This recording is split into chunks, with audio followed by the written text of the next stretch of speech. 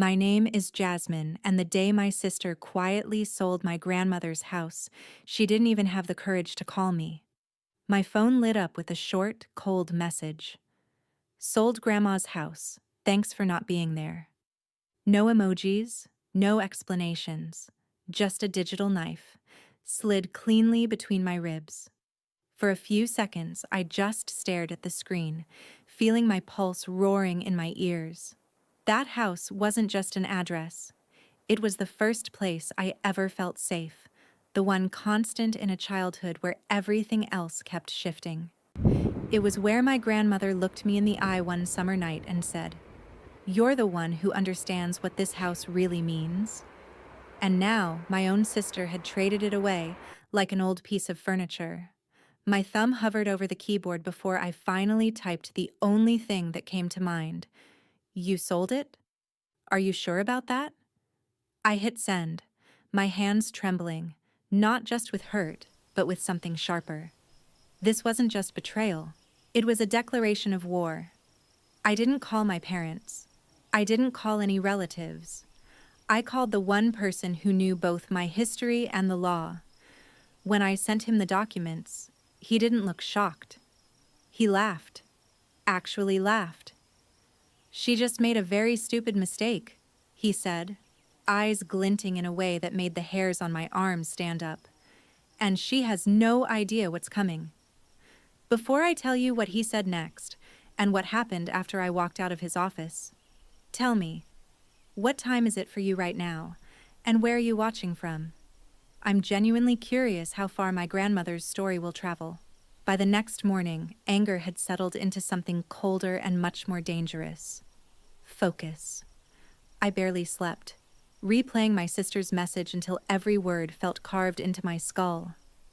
When I finally stepped into the small corner coffee shop I used to study in during college, I wasn't just a hurt little sister anymore. I was someone who'd had enough. My childhood best friend, now a lawyer, was already there. This time, I said his name out loud like I was pulling a weapon from its sheath. "Jack."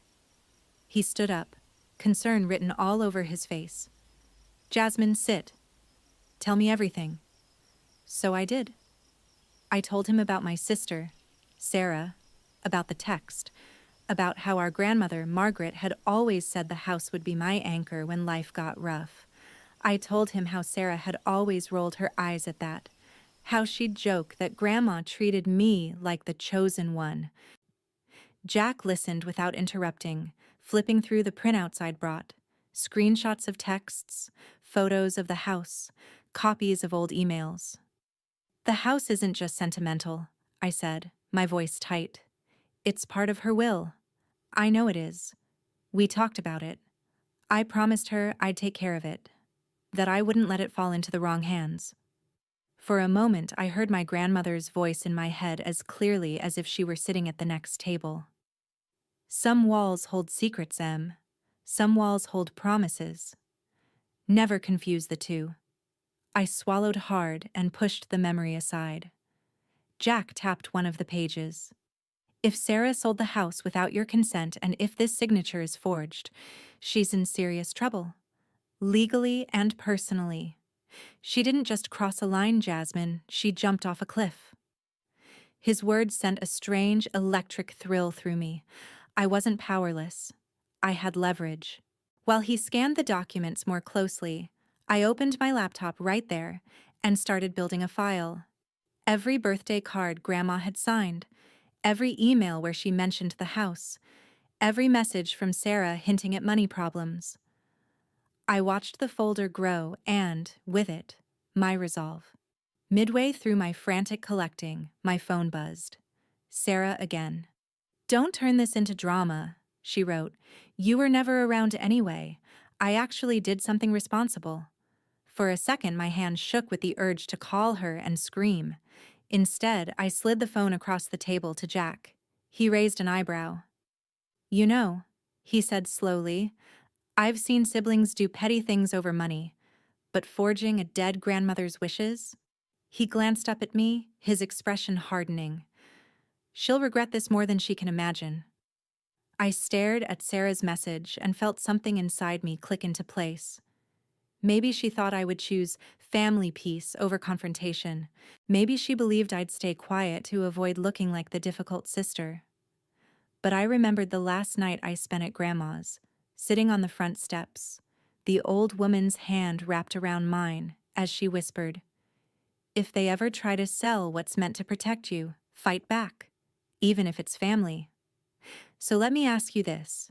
If your own siblings sold the one thing you promised to protect, would you choose blood or the promise? By the time I left the cafe, my grief had hardened into something like armor. I took the rest of the day off, sat at my tiny kitchen table in my Chicago apartment, and started pulling every public record I could find on the sale. Property transfers, county filings, deeds. Eventually, one name kept appearing beside Sarah's: Richard Grant. At first, it just looked like another rich buyer picking up an old bargain to flip. But the more I stared at the name, the more a strange unease crawled up my spine. That night, I dreamt of my grandmother sitting in her faded armchair, the soft lamplight haloing her silver hair. In the dream, she wasn't warm or laughing. She was serious. "Don't trust the man who smiles with empty eyes," she murmured. When I woke up, heart pounding, the name Richard was still echoing in my head. I called Jack the moment the sun came up. "I need everything on this man," I told him. "If he's clean, fine. But if he's not, I want to know exactly how dirty he is." "Already on it," Jack said. "I ran his name through a few databases last night. There are whispers, lawsuits that settled quietly, complaints that never made it to court. He's got a pattern: distressed properties, vulnerable families, oddly fast sales. And there's one more thing. He visited your grandmother a few times in the last year of her life." My stomach twisted. "Why?" "That's what I want to find out," he replied. "But something tells me he didn't just appear out of kindness." I spent the afternoon scrolling through old photos on my hard drive, trying to see if he ever showed up in the background. Family barbecues, holiday dinners, random Sunday visits. In one grainy shot I barely remembered taking, a man stood near the fence, face turned away but posture familiar. Too comfortable, too casual, like someone who thought he belonged there. A chill ran through me. As if on cue, my phone buzzed. A new message from Sarah. A photo of Grandma's house. But different. My house. The front yard was torn up, a construction sign slapped in the grass. "Progress looks good, doesn't it?" she wrote. "This place will finally be worth something." My jaw clenched. Finally be worth something? It had always been worth everything. "You think money is the only kind of value?" I typed, then erased. Instead, I forwarded the picture to Jack. "He's moving fast," I said when we jumped on a call. "Of course he is," Jack answered. "Guys like Richard don't like daylight. The faster they build, sell, and disappear, the less chance anyone has to expose them. We need to be faster." As he talked, my mind drifted back to one particular memory. Grandma locking a small metal box and sliding it into the back of a closet, her expression unusually grim. "Some things are for the right eyes only," she'd said. Back then, I thought she was talking about old jewelry or letters. Now I wondered if she'd hidden something else, something about Richard, or about the house, or about the will. So here's a question for you. If you found out a stranger with a shady past had quietly attached himself to your family's story, how far would you go to drag him into the light? Is a legacy still a legacy if you let someone like that rewrite it? 2 days later, I sat across from Jack in his office, a stack of papers between us. The city noise outside faded into a dull hum as he laid out the documents like pieces of a crime scene. "Okay," he said, exhaling slowly. "This is where it gets interesting." He pointed to the supposed signature of my grandmother authorizing the sale. At first glance, it looked right. Familiar loops. The same messy M at the beginning of Margaret. But something about it felt hollow. Jack slid a folder toward me. I asked you for old cards and letters. Let's put them to work. I pulled out birthday cards, holiday notes, even a post-it she'd once stuck to a jar of homemade jam. For a moment, I just stared at her handwriting, feeling a sharp ache in my chest. Every curve of ink was a piece of her voice I'd almost forgotten. Then I laid them beside the contract. At first, all I saw was chaos: lines, loops, squiggles. But as I traced them with my finger, a pattern emerged. In my mind, it felt like watching a time lapse. Grandma at the kitchen table, signing a card with her usual flourish. Then that same hand slowed down, weighed down by age, but still unmistakably hers. The signature on the sale document didn't move like that. It looked like someone trying to mimic her without understanding the rhythm. "Look at this," I said, my pulse quickening. She always connects the M into the next letter like a ribbon. Here it's stiff, separated like someone had to pause. And the pressure. She presses harder at the end, not the beginning. This one does the opposite. Jack leaned in, his lawyer calm, cracking into something closer to excitement. Exactly. And the notary who allegedly witnessed this? Barely any online footprint. No office listed, just a P.O. box. I've seen this pattern before. It hit me then, not just that the signature might be forged, but what that meant about my sister and Richard. This wasn't an oops or a misunderstanding. Someone had sat down, taken a pen, and pretended to be my dead grandmother to erase my place in the family. My hands curled into fists. "They didn't just steal a house," I whispered. "They stole her voice." Jack nodded. "If we can prove forgery, a lot of things unravel. The sale becomes invalid. Richard's investment is at risk. Your sister could face criminal charges. This stops being a family dispute and starts being a case." For a moment, I imagined my grandmother sitting beside me, watching me line up each signature. I could almost hear her. "Ink doesn't lie, Em. People do." The room felt smaller, heavier, but also sharper, like everything had finally come into focus. I picked up my phone and scrolled through my conversation with Sarah, pausing at one message when she'd written, "Grandma would have wanted this. You're just being dramatic." A bitter laugh escaped me. "If Grandma really wanted this," I murmured, "she wouldn't have needed a fake signature." So let me throw this at you. Would you ever risk forging a dead relative's name on a legal document just to get what you think you deserve? And if you found out someone did that to you, would you be able to look the other way? Or would you burn everything down to prove the truth? Once we had the signatures lined up and the notary's shady background on our radar, Jack shifted into a different mode.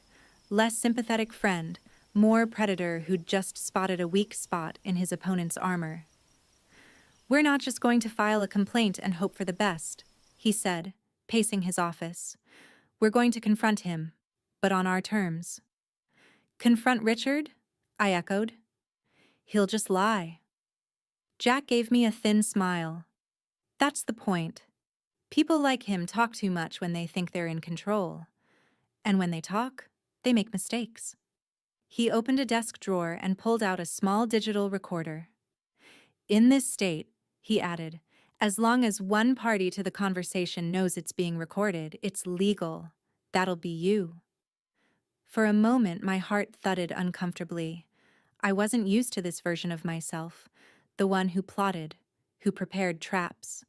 But then I pictured the bulldozer tracks tearing up my grandmother's yard, and my hesitation evaporated. "What if he doesn't say anything useful?" I asked. "Then we still have the documents," Jack replied. "But I have a feeling Richard is more scared of losing money and reputation than he is of telling the truth." Before the meeting, he shared more of what he'd found. Richard had been involved in multiple off-market deals where elderly homeowners had mysteriously changed their wills or sold properties at suspiciously low prices right before they died. Lawsuits had popped up, then vanished as settlement agreements were quietly signed. "He's been playing this game for years," Jack said. "Only this time, He picked the wrong granddaughter. That night, I drove out to the neighborhood where my grandmother's house stood. I parked down the street and just watched. Construction workers were gone for the day, but a temporary fence wrapped around the property, and a bright sign out front boasted about modern luxury coming soon. I sat there gripping the steering wheel, rage mixing with something much more fragile. "I'm sorry, Grandma," I whispered. "I should have checked in more. I should have been here." In my mind, she answered the way she always did when I blamed myself for anything. "You're here now, aren't you? That's what matters." As I turned to leave, a memory surfaced, her slipping a small metal box into the closet of the spare bedroom. My breath caught. I'd always assumed it was jewelry or old letters. But what if it was more? Proof? Insurance?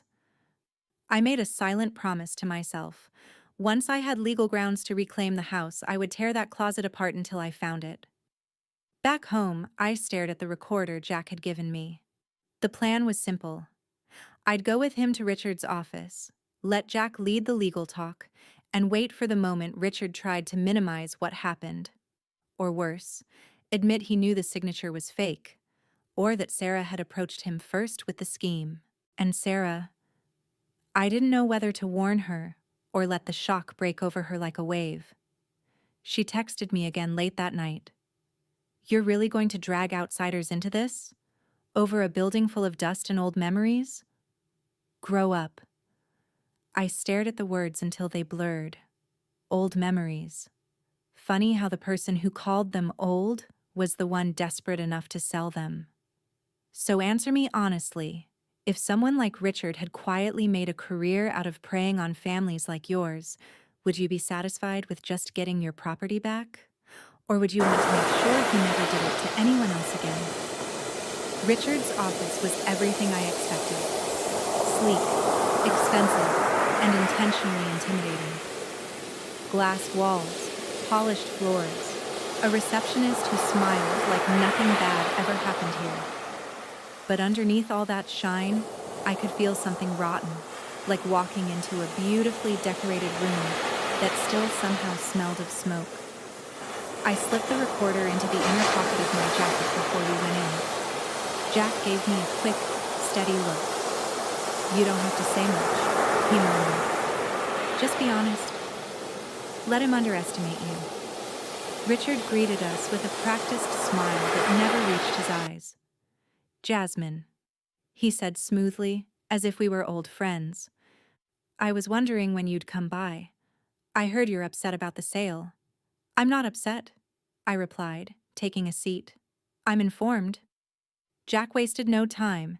He opened a folder and laid the copies of the deed and will on the table.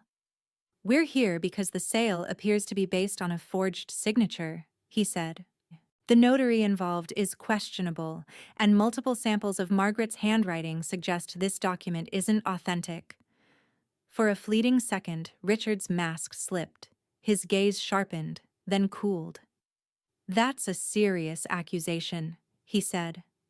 "I was under the impression everything was done properly. Your sister handled the family side. I assumed she had authority." "Did she tell you the house was left to me?" I asked. He shifted in his chair. "She mentioned your name. Yes. Said you were distant. That you wouldn't want the responsibility. That you'd be happy with some cash later." The words landed like punches. Distant. Happy with some cash later. That was the story she'd sold him? "And you just took her word for it?" I pressed. "No proof? No copy of the will?" Richard shrugged, but there was sweat collecting at his temple now. "She showed me something. I'm not a handwriting expert. I trusted what I saw." Jack slid another page forward, a list of previous complaints and quiet settlements linked to Richard's name. "Trust seems to be a recurring theme with you," Jack said coolly. "You trust documents that magically appear. You trust heirs who are in a hurry to sell. And somehow, that trust always ends with you turning a profit while families lose what matters most." Richard's jaw tightened. "Careful," he said. Defamation isn't cheap. Neither is fraud, Jack shot back. For a long moment, the room was silent except for the faint ticking of a wall clock. Then Richard leaned forward, dropping his voice. Look, he said. No one wants this to get ugly. I've already invested in this property. Permits, contracts, plans. This could be a win-win if you're smart. What exactly are you offering? I asked, even though my stomach churned. I'll cut you in, he said. A generous payout, more than your sentimental share would ever be worth. You walk away, your sister and I move forward, and no one has to drag your grandmother's name into court. There it was. The deal. The price of my silence. For a heartbeat, I thought of student loans, rent, the months I'd spent struggling to find steady design work. A big payout could fix a lot of things. But then, another image pushed through. My grandmother, standing on the front porch, pressing a key into my palm, saying, "This will always be your safe place." So you want me to help you profit off a crime? I said quietly. Because that's what this is if the signature is fake. Allegedly fake, he corrected. You're not in court yet. Not yet, Jack echoed. But we can be. Richard's charm flickered into open annoyance. Think about your family, he said to me. Do you really want your sister facing charges? Do you really want to be the one who dragged her there? The guilt hit hard, because he knew exactly where to aim. But then I remembered Sarah's texts. Her smug photo of the house under construction. The way she'd thrown my absence in my face as if I'd abandoned them, not the other way around. She dragged herself there when she picked up a pen and pretended to be someone who loved me, I said. I'm just walking in after her. His face went pale. He knew he'd miscalculated. I stood, my voice steady now. Here's what's going to happen. We'll give you a chance to unwind this quietly. Void the sale, transfer the property back into my name where it belonged in the first place. Or we take all of this. I nodded toward the papers and the unspoken presence of the recorder in my pocket. To court, and you get to explain your pattern to a judge. As we left his office, my legs felt shaky, but not from fear, from adrenaline. I'd just turned down more money than I'd ever seen in one place, but it didn't feel like a loss. It felt like the first real step toward justice. So here's what I want to know. If someone offered you a life-changing amount of money to stay quiet about something this wrong, would you take it to protect yourself? Or walk away to protect what's left of your soul? The next morning, my phone rang before the sun was fully up. I didn't need to see the caller ID to know who it was. There's a certain kind of dread that comes with only one person. I let it ring twice before answering. Jasmine? Hannah's voice burst through the line, raw and shaky. What did you do? Good morning to you too, I said. If you mean talking to Victor and my lawyer about the forged signature used to sell the house that was left to me, then yes, I did that. He called me, she rushed on. He said you're threatening to take this to court, that you have some expert saying Grandma's signature isn't real, that you're dragging my name into this. Do you have any idea what you're doing? I'm doing what Grandma told me to do, I replied. I'm protecting what she left me. The thing you tried to sell behind my back. She scoffed, but the sound wobbled. You were never around, Jazz. I dealt with the doctors, the bills, the house repairs, the guilt trips. I deserved something. She always made you feel special, like the chosen one. I was supposed to just stand there and clap? There it was, finally said out loud. The resentment that had been simmering under every eye roll, every snide joke. So your solution, I asked carefully, was to erase me? To fake her name? To team up with some vulture who visits old women in care facilities and convince yourself it was responsible? I didn't fake anything, she snapped, too fast. Then, quieter. I just signed what they put in front of me. Linda handled it. Victor said everything was standard. I figured Grandma wanted to help. She always worried about money. You knew the will, I said. You'd seen it. You knew the house wasn't yours to sell. Silence pressed through the line like a weight. When she finally spoke again, her voice had lost its edge. If this goes to court, she whispered, if they say I'm involved in forgery, if this goes on my record. Jasmine, please, I could lose my job. You could have lost me, I cut in. You might have already. The weeks that followed were a blur of filings and hearings and family fallout. Aunt Rebecca called to beg me to keep this in the family, warning me that once lawyers get involved, things can never go back to normal. My parents left tense voicemails about misunderstandings and not ruining your sister's life over a house. I listened to them all, then replayed Eleanor's voice in my head, telling me not to be polite with people who treated my safety like a bargaining chip. When we finally walked into the courtroom, it felt like stepping onto a stage I never wanted to be on. On one side, me and Jason, our table covered in neatly organized evidence. On the other, Hannah and her lawyer, and further down, Victor with his own expensive counsel. Hannah wouldn't look at me at first. She stared straight ahead, shoulders rigid. Victor looked smaller without his office behind him. The judge listened as Jason laid out the timeline. Eleanor's clear will leaving the house to me, Victor's visits to the care facility, the rushed sale, the notary with a suspicious pattern. The expert's conclusion that the signature on the deed did not match Eleanor's natural handwriting. The handwriting expert testified, pointing out the same differences Jason and I had studied at his desk: the pressure, the connections between letters, the stroke order. Words like inconsistent, unlikely, and simulated filled the air. Linda, the notary, was called but didn't appear. Her lawyer submitted a statement instead, which did her more harm than good. Every absence, every evasive answer, made the forgery more obvious. During a break, Hannah finally turned toward me. Her eyes were rimmed red, her mascara smudged.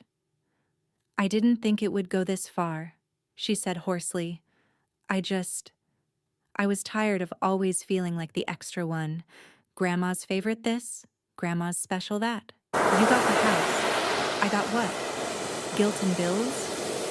For a moment, I saw past 29-year-old Hannah in a blazer to the teenager who'd cried on my bed after her first breakup, to the little girl who'd crawled into my side when thunderstorms scared her.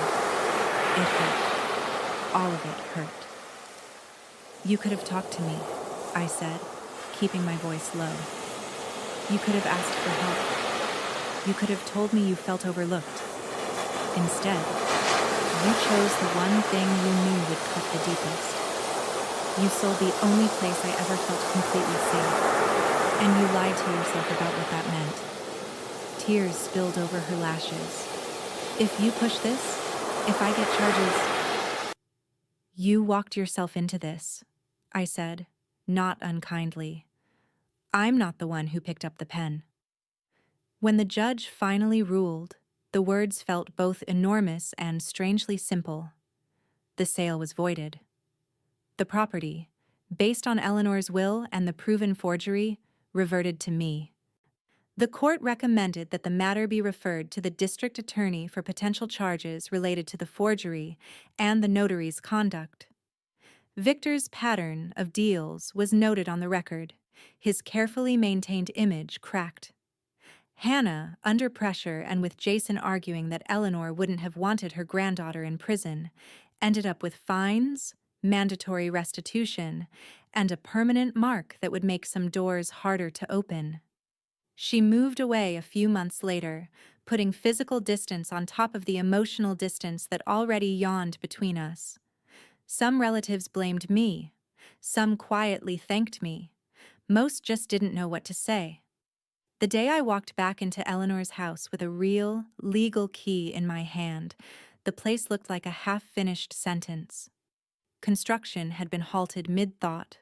Walls open, flooring ripped up, plans taped to the bare studs. Dust hung in the air, but underneath the mess, I could still feel the heartbeat of the home I'd grown up in. In the spare bedroom closet, behind a row of neatly folded quilts that somehow hadn't been touched, I found the small metal box exactly where I remembered. The lock was old and stubborn, but it opened with a bit of pressure and a lot of emotion. Inside, nestled among old photos and a pair of earrings I'd loved as a kid, was an envelope with my name on it. I unfolded Eleanor's shaky handwriting and read, "If you're reading this, it means the house has passed to you. I trust you to protect it, even if it means standing against people you love. Love isn't blind, Jazz. It sees the truth and chooses it anyway. Don't let anyone convince you that keeping quiet is the same as keeping the peace." I laughed and cried at the same time, sitting cross-legged on the dusty floor. In the months that followed, I decided not to turn the house into a shrine to pain. Instead, I renovated it slowly, turning it into a small community space and design studio. Kids from the neighborhood came by for art workshops. Teenagers used the front room as a quiet place to study. I kept Eleanor's favorite armchair in the corner, a soft, worn witness to the fact that her house was still doing what she wanted it to do: protect people who needed it. People sometimes ask me if it was worth it, dragging my sister into court, exposing family ugliness, choosing a house over the illusion of harmony. I don't think I chose a house over a sister. I think I chose honesty over a lie we were all supposed to swallow. So now I'll leave you with the question that still lingers every time I turn the key in that front door. When family betrays you this deeply, is revenge just about watching them fall? Or is it about reclaiming the parts of yourself they tried to sell off? And if you were standing on that porch with the key in your hand, would you walk away for the sake of appearances? Or would you do exactly what I did and fight for the legacy of the one person who never asked you to be anything but yourself? Our team at Revenge Mangan is dedicated to crafting meaningful, emotionally engaging stories that leave a lasting impact. We promise that all stories on this channel are fictional and are created solely to share life lessons and positive, educational messages with our viewers. This script highlights important educational values such as respecting others' boundaries, understanding the consequences of greed, and choosing honesty over deception. Through dramatic family conflict, it encourages viewers to reflect on their own decisions, relationships, and sense of responsibility. Our goal is to turn intense family drama into useful life lessons that help audiences grow wiser and more compassionate.